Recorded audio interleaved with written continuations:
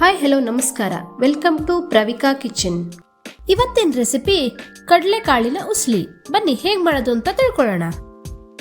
ಮೊದಲು 1/4 kg ಆಗುವಷ್ಟು ಕಡಲೆಕಾಳನ್ನ 7 to 8 hours ನೀರಲ್ಲಿ ನೆನೆಸಿಡಬೇಕು. ನೆಂದಿರೋ ಕಡಲೆಕಾಳನ್ನ ಕುಕ್ಕರ್ಗೆ ಹಾಕ್ಬಿಟ್ಟು ಅದಕ್ಕೆ ಸ್ವಲ್ಪ ನೀರು ಹಾಗೆ 1 ಟೇಬಲ್ ಸ್ಪೂನ್ ಉಪ್ಪನ್ನು ಹಾಕ್ಬಿಟ್ಟು ಚೆನ್ನಾಗಿ ಬೇಯಿಸ್ಕೊಳ್ಳೋಣ. ಕಡಲೆಕಾಳು ಆರೋಗ್ಯಕ್ಕೆ ತುಂಬಾನೇ ಒಳ್ಳೆಯದು.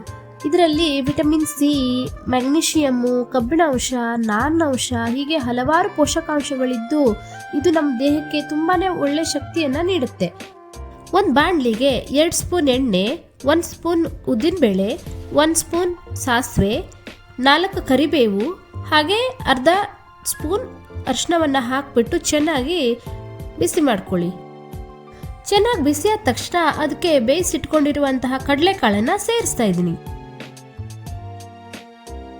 ನಂತರ ರುಚಿಗೆ ತಕ್ಕಷ್ಟು ಉಪ್ಪು, ಅರ್ಧ ಟೀ ಸ್ಪೂನ್ ಇಂಗು, ಅರ್ಧ ಟೀ ಸ್ಪೂನ್ ಸೂಜಿ ಮೆಣಸಿನ ಪುಡಿ ಅಥವಾ ಕೆಂಪು ಮೆಣಸಿನ ಪುಡಿ,